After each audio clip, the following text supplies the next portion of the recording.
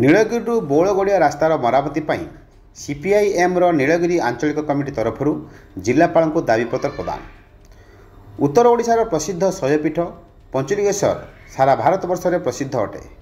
ପ୍ରତିବର୍ଷ ଏଠାକୁ ହଜାର ହଜାର ତୀର୍ଥଯାତ୍ରୀ ଆସିଥାନ୍ତି। ବର୍ତ୍ତମାନ ପଞ୍ଚଲିଙ୍ଗେଶ୍ୱରକୁ ଯିବାକୁ ରାସ୍ତାର ପରିସ୍ଥିତି କହିଲେ ନ ସରେ।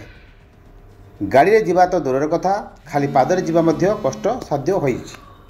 ଏହି ପରିପ୍ରେକ୍ଷୀରେ ସିପିଆଇଏମ୍ର ସହିତ ବହୁ ସଂଗଠନ ରାଜରାସ୍ତାକୁ ଓହ୍ଲାଇଛନ୍ତି। ପ୍ରଶାସନ ତରଫରୁ ବାରମ୍ବାର ପ୍ରତିଶ୍ରୁତି ମିଳିଥିଲେ ମଧ୍ୟ ସଠିକ୍ କାର୍ଯ୍ୟ ହୁଏ ନାହିଁ। ଉକ୍ତ ରାସ୍ତାରେ ଭାରିଯାନଗୁଡ଼ିକ ଯାତାୟାତ କରିବା ଫଳରେ ରାସ୍ତାର ପରିସ୍ଥିତି ବହୁତ ଖରାପ ହୋଇଯାଇଅଛି। ଫଳରେ ଉକ୍ତ ରାସ୍ତା ଦେଇ ଯାଉଥିବା ଲୋକମାନେ ବହୁ ଅସୁବିଧାରେ ସମ୍ମୁଖୀନ ହେଉଛନ୍ତି। ଉକ୍ତ ରାସ୍ତାକୁ ଯଥାଶୀଘ୍ର ମରାମତି ସହିତ ଭାରିଯାନ ଚଳାଚଳକୁ ବନ୍ଦ ପାଇଁ ସିପିଆଇଏମ୍ର ଜିଲ୍ଲା ସମ୍ପାଦକ ମଣ୍ଡଳୀ ସଭ୍ୟ ବିଜୟ କୁମାର ପାତ୍ରଙ୍କ ନେତୃତ୍ୱରେ ଏକ ପ୍ରତିନିଧି ଦଳ ବାଲେଶ୍ୱର ଜିଲ୍ଲାପାଳଙ୍କୁ ଏକ ଦାବିପତ୍ର ପ୍ରଦାନ କରିଛନ୍ତି। ଏହି ପ୍ରତିନିଧି ଦଳରେ ଆଞ୍ଚଳିକ କମିଟିର ସମ୍ପାଦକ ଜ୍ୟୋତିର୍ମୟୀ ରାଉତ, ମୃତ୍ୟୁଞ୍ଜୟ ନାୟକ, ହେମେନ୍ଦ୍ର ସେଠୀ, ଗଙ୍ଗାଧର ମହାନ୍ତି, ରବୀନ୍ଦ୍ର ରଣା, ନାରାୟଣ ମଲ୍ଲିକଙ୍କ ସମେତ ବହୁ ସାଥୀ ଉପସ୍ଥିତ ଥିଲେ।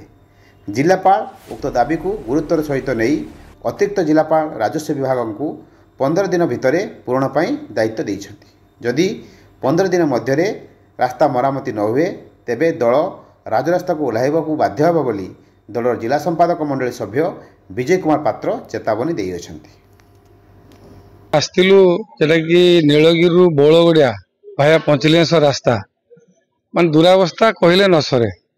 ସେଠି ଦୀର୍ଘ 3 ବର୍ଷ ଧରି ଏ ରାସ୍ତା ଖରାପ ହେଇଛି। ଆମେ ଦଳ ତରଫରୁ ବାରମ୍ବାର ରାସ୍ତାରୁ କରୁଛୁ, ପ୍ରଶାସନ ପାଖରେ ଜଣେଇଛୁ।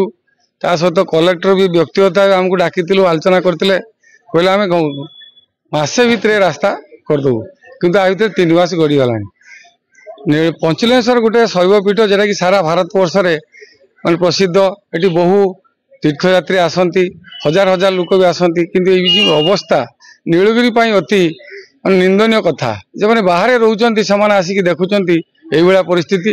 এটি তো গাড়ি গুড়া চালিবা দূরের কথা, চালিকি যা বি বড় কষ্ট।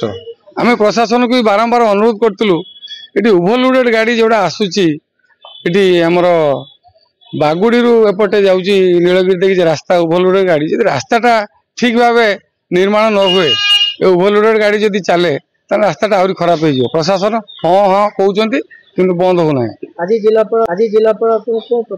আজি জিলাপাল কহিলে ঠিক আছে, মু তো কইଥିଲି আপা মোটে ওভরলুক করি যাইছি, এডিএম রেভিনিউ কু দায়িত্ব ଦେଇଛନ୍ତି, উইদিন 7 ডেজ এ কথাটাକୁ সে দেখিবে।